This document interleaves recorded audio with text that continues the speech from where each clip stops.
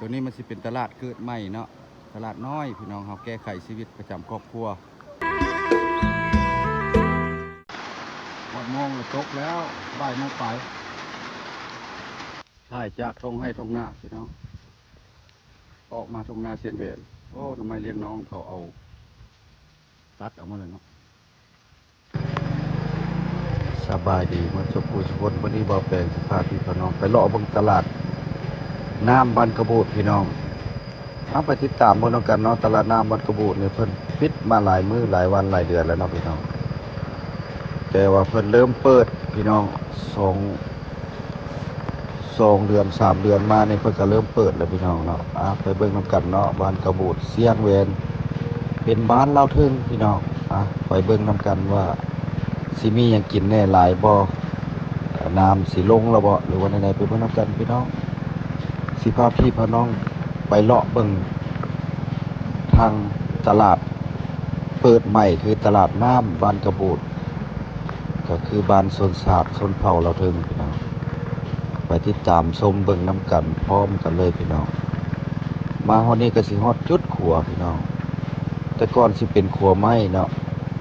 มาบัดนี้ปัจจุบันนี้ก็มีขัวดินแล้วพี่น้องเบิ่งน้ำกันเนาะ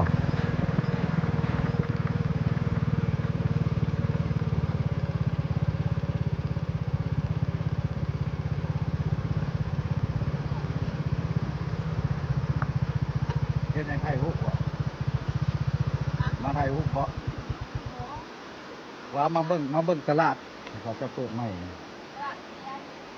เปิดใหม่หรือตลาดมากระบูนเปิดที่กายนี้แต่ว่าเปิดถึงแล้วบ่เจ้าก็มาตลาดบ่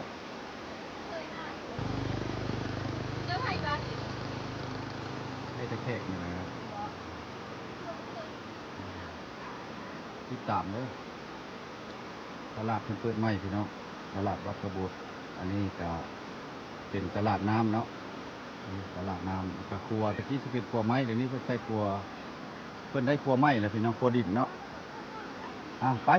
พี่น้องเขาไปเบิ่งว่าเพิ่นมีอย่างขายเนี่ยเนาะมาหน่อยไหมมาตลาดนี่นะไปไสค่ะมาพี่นะสบายดีมัดสุขุสุคนนี่บ่าวแปลงพาพี่น้องมาเบิ่งตลาดเปิดใหม่มันมาดเนาะเปิดแต่ปีกายนี่แต่ว่าเพิ่นหยุดวันนี้เริ่มเดือน8 เดือน 9แล้วเพิ่นก็เริ่มขายเอาเครื่องกรองลงมาขายพี่น้องผู้ใดมีได้ลงมาตะปูตะผาป้าดงเครื่องป้าเนาะแบบตัดป้าบ่อหรือว่าน้ำไม้ป้าน้ำไม้มาตะปูตะผาก็มาขายเอาไปเบิ่งน้ำกันพี่น้องที่มีหลายสักหลายเนาะเริ่มมื้อนี้เพิ่นเริ่มขายแล้วพี่น้องเริ่มเปิดมื้อนี้พี่น้องผู้ใดอยากมาซื้อมาขายก็มาได้เนาะเพิ่นบ่ห้ามเป็นตลาดบ้านกระบุหรือว่าตลาดน้ำไปเบิ่งอาหารมีมะฮุ่งก็มีได้พี่น้องมะฮุ่งก็มีมะก็มีแล้วพี่น้องหน่วยเท่าไรมะขายเป็นหน่วยปะหน่วยเท่าเด้อหน่วย10,000พี่น้องพอกินไหมโอ้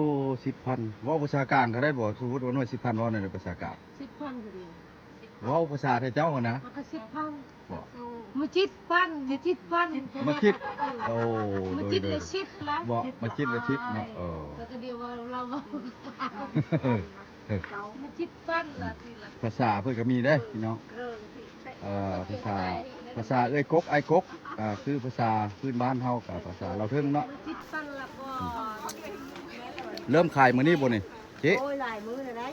หลายมื้อแล้วเนาะโอ้เช้าตอนเช้าคนหลายบ่โอ้สลีก็มีพี่น้องนี่อันนี้ก็มีนี่สิลอยทีมงานเราเห็นก็มาแวะมาชมกันได้เนาะทางใต้ก็สิมีน้ำโตนตาดพี่น้อง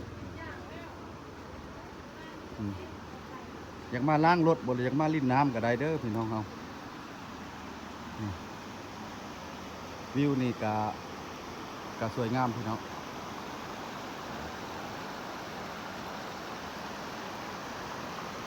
ตอนเช้าหลายอยู่คนแต่ว่าอันนี้เป็นตอนแรงนะเนาะ5 โมงป่ายพี่น้อง ตัวนั้นก็สิเป็นพายกั้นน้ำทางนั้นรถจกมันจกขึ้นเนาะน้ำมันไหลบ่แห้งแต่ว่ามันลงล่ะลดลงน้ำมันจะลงเฮามันจะลดลงบ้านนี้ก็ติดกับภูเขามีหน้าผาฝั่งก็ด้วยหินปูนเนาะพี่น้องบ้านกระบุเสียงแวนแปะกับถ้ำงัวภาคนั้นก็ข้ามไปก็สิเป็นถ้ำนางแอ่นเนาะถ้าย่างลัดภาคนั้นก็มีตัวนี้มันสิเป็นตลาดเกิดใหม่เนาะตลาดน้อยพี่น้องเฮาแก้ไขชีวิตประจำครอบครัวของพ่อแม่ประชาชนบ่าวแปลงก็ได้อัปเดตสถานการณ์ให้พี่ให้น้องได้เห็นตลาดบ้านเฮาก็ใกล้ก็มีขึ้นเกิดขึ้นหลายแล้วพี่น้องเพิ่นเมื่อหลายแล้วเนาะหลายมื้อก็สิได้มาอัปเดตสถานการณ์ให้เบิ่งเพราะว่าเพิ่นเริ่มเปิดมาได้ 2-3 มื้อแล้วพี่น้องตกได้บ่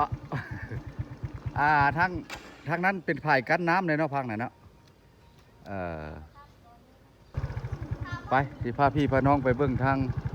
ผายกั้นน้ำด้านนั้นพี่น้องเพราะว่าคนโบราณประใดมื้อนี้เว้าแปลงมาบ้านกระบุเซเว่นเฮาพาพี่พาน้องไปเลาะเบิ่งภาคนั้นเป็นผายกั้นน้ำเนาะแต่ว่าน้ำไหลแห้งพี่น้อง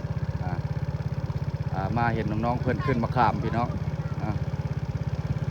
ไปเบิ่งน้ำกันพี่น้องมื้อนี้เบ้าแปลงมาเก็บภาพบรรยากาศระหว่างข้างทางก็คือบ้านกระบูดเสียงแหวนเมืองท่าแขกแขกขมวนพี่น้องบ้านกระบูดเสียงแหวนก็เป็นบ้านที่ว่าชนชาติชนเผ่าเราเพิ่งเด้อพี่น้องแปะเราลุมเฮาเนาะชีวิตการเป็นอยู่เพิ่นก็ยามแดงเพิ่นก็เข้ามาแต่ให้ตนาเริ่มอาบน้ำห้วยนี้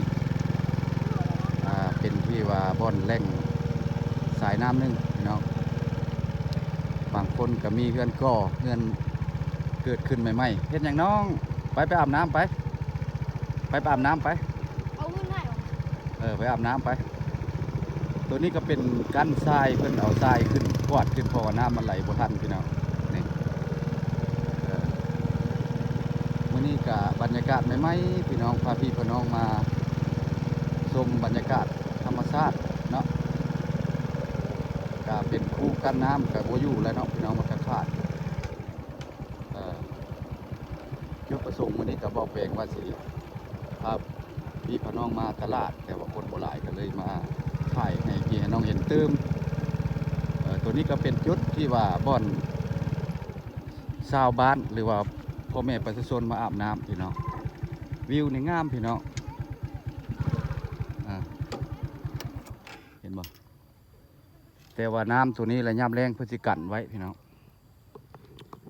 เพื่อนจะกันไว้บัดนี้แล้วมันขาดเนาะพอย่ำฝนแล้วมันไหลแห้งแล้วมันไหลบ่ทันแล้วมันขาดเห็นบ่น้ำไหลแห้งพี่น้องน้องๆเพื่อนก็มาอาบน้ำยามแรงเนาะพี่น้องหรือว่าใส่เบ็ดใส่มองก็พอได้กินได้พี่น้องเพราะว่าชาวบ้านนี่ก็ใส่ชีวิตแบบพอเพียงเนาะพี่น้องกำลังใส่เบ็ดประจักไปเบิ่งเพิ่นใส่เบ็ดปดแม่ใส่เบ็ดบ่ลูกโอ้ใส่เบ็ดกบบ่หรือไว้ป่าเป็ดปลาโอ้ใส่ในห้วยนี่ละแม่บัดฝนตกมันบ่ท่วมบ่มันน้ำแห้งก็มาเอาโอ้ตอนนี้กำลังเสียบเหยื่อเดือดเนาะน้องเสียบเหยื่อเดือดเสียบเหยื่อกระเดือนเสียบเหยื่อเดือนแบบนั้นเนาะจักร้อยครับเบ็ดนะ60-70นะใส่เป็นกบไปอีกเบ็ดกบก็ใหญ่เติบเลยได้กบก็ได้เนาะวิวงามพี่น้องตัวนี้มันสิติดกับเข้าไปทางนี้แหละถือว่าออกไปใส่เสียงลงแล้วก็ตกใส่น้ำโดดเนาะสายห้วยไปเจอกันครับสายหนองเท่าคือเก่าพี่น้องเพราะว่าบอลบอกแปลงไปถ่ายเนาะตัวนี้มันก็สิเป็นหน้าผาขึ้นไปก็สิเป็นถ้ำน้ำเที่ยงพี่น้องก็สิมีหมู่บ้านหนึ่งอีกทางหน้าเนาะตัวนี้บ้านนี้ก็บอกแปลงสิบริถ่ายให้เบิ่งเนาะเพราะว่าคนก็สิบอยู่เฮือนเนาะเอาเหลียวขึ้นด้านเทิงก็งามได้พี่น้องขัวแต่กี้เพิ่นสิใส่ขัวไม้วันนี้เพิ่นได้ขัวดินแบบธรรมชาติแล้วเปิดเป็นทางการแล้วเนาะก็ไปสะดวกสบายพี่น้องแต่เก้าต้นทางแต่บ่มีขัวไม้แต่ว่าได้ขี้เครือข้ามพี่น้องแต่ว่าบ้านอันน้ำนี่ก็ใครแต่มันขึ้นลงไวขึ้นไวลงไวพี่น้องสวยงามพี่น้องเฮา บางคนก็สิว่าอยากเห็นหน้าเห็นตาเนาะก็ออกหน้าจออยู่เรื่อยๆบ่แปลงก็ได้เนาะพี่น้องเพอวิวนี่งามช่วงนี้ก็พ้นหยุดเมื่อวานนี้กับมื้อนี้แห่งขมวนเฮาแต่ว่าน้ำห้วยเชิงลงเนี่ยมันสิลงไวพี่น้องเพราะว่ามันสิไหลขึ้นมาลงไวคลิปนี้ก็สิบ่มีหยังหลายตื้มเนาะมีแต่ภาคพี่น้องชาวไทยเฮาหรือว่าคนลาวเฮาอยู่ต่างประเทศเข้าไปเป็นกำลังใจพี่น้องบ่มีคลิปลงเนาะสิ่งดีๆก็ได้มาอัปเดตสถานการณ์ให้พ่อให้แม่เบิ่งให้พี่ให้น้องเบิ่งคลิปนี้ก็เข้าเป็นกำลังใจกันเด้อพี่น้องเฮาชาวไทยเฮาเนาะหรือว่าชาวลาวเฮาอยู่ทางต่างประเทศใดก็แล้วแต่เนาะไปก่อนพี่น้องพบกันใหม่ไหลแห้งอยู่น้ำความจริงแล้วบ้านนี่ก็เป็นจุดหนึ่งได้เป็นแหล่งท่องเที่ยวพี่น้องก็เป็นบ่อนหนึ่งแหล่งท่องเที่ยวอีกธรรมชาติเนาะแต่ว่าทุกคนก็ยังบ่ฮู้หลายเนาะเพราะว่าทางเส้นนี้มันสิเป็นทางขึ้นไปภูเก็ตนครเส้นหลักๆนี่แหละเนาะเขาเป็นก็เคยมาถ่ายปีกายนี่เนาะคนก็สิหลายต่อไปก็สิมาปลูกพันธุ์อันนี้แถวบริเวณนั้นอันนี้หลังห้องการใช่เนาะชาวหมู่บ้านนี่ก็ติดกับชีวิตธรรมชาติดั้งเดิมแต่พ่อแต่แม่บ่ท่านได้อันนั้นก็ได้แต่ว่ามีตลาดเกิดขึ้นตลาดดงตลาดป่าเป็นน้ำไม้เป็นน้ำมันกินของสดจะออกมาตลาดนี้เนาะพี่น้องซื้อตลาดกับบ่ท่านมีแต่ว่าตลาดบ้านกระบูดแปะขัวเพิ่นก็เอิ้นว่าตลาดน้ำเนาะแต่น้ำขึ้นก็ได้ส้มน้ำกันพร้อมมาซื้อในยูนิฟินก็กินน้ำพร้อมหรือว่าอยากอาบน้ำอยากล้างรถล้างล่างก็ล้างได้พี่น้อง